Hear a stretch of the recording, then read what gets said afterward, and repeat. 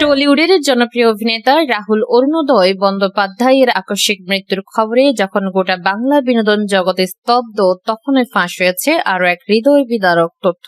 মৃত্যুর ঠিক আগের মুহূর্তে রাহুলের সঙ্গে তার স্ত্রী অভিনেত্রী প্রিয়াঙ্কা সরকারের শেষ ফোনালাপের 2 মিনিটের অডিও রেকর্ড সোশ্যাল মিডিয়ায় ভাইরাল হয়ে গেছে। কাঁপা কণ্ঠে কেঁদে কেঁদে রাহুল যা বলেছিলেন তা শুনে চোখের জল ধরে রাখা কঠিন।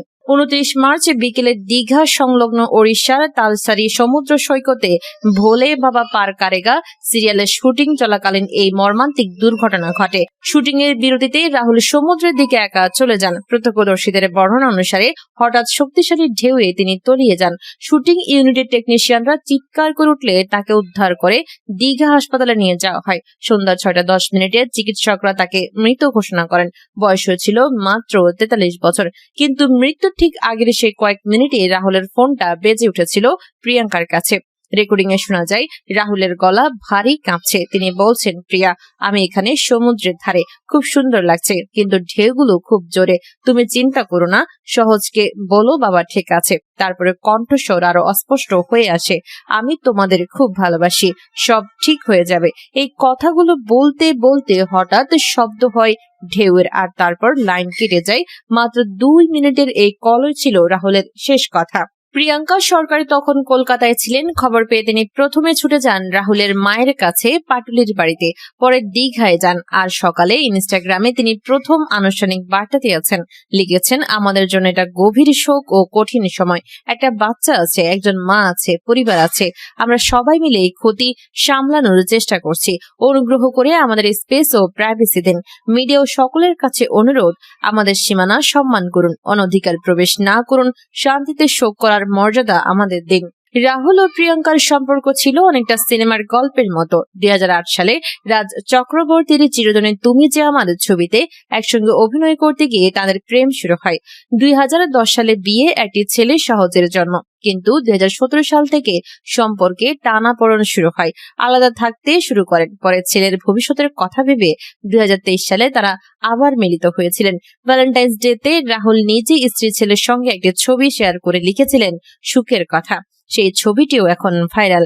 টলিউডে রাহুল ছিলেন একজন পরিচিত মুখ। চিরদিনই তুমি যে আমার এর পাশাপাশি একাধিক সিনেমা ও সিরিয়ালে তার অভিনয় মনে দাগ কেটেছিল। সহ অভিনেতা দিগন্ত বাগচি জানিয়েছেন, শুটিং শেষে সে একা জলে নেমেছিল। হঠাৎ দেখি সে ডুবে যাচ্ছে।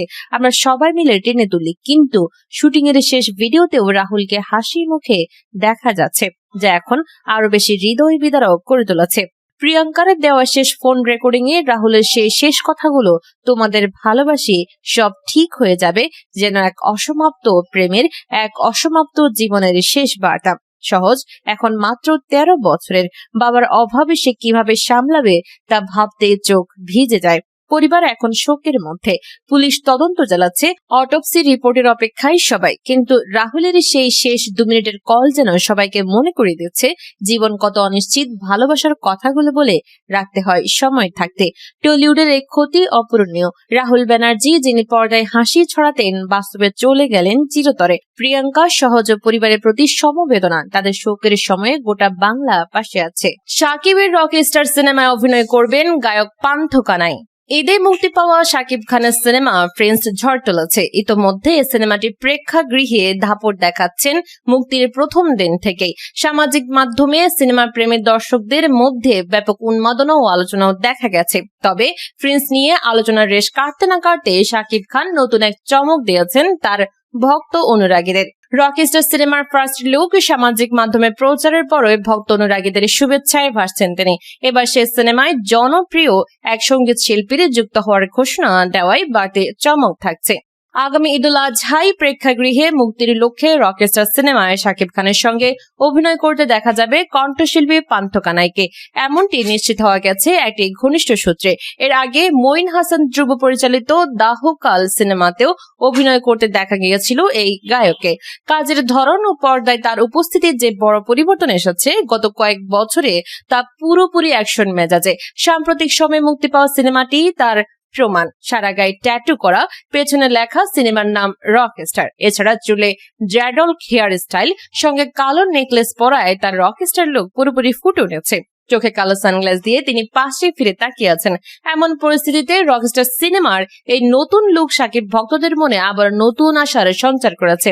এই সিনেমায় তার চরিত্রের নাম আগুন।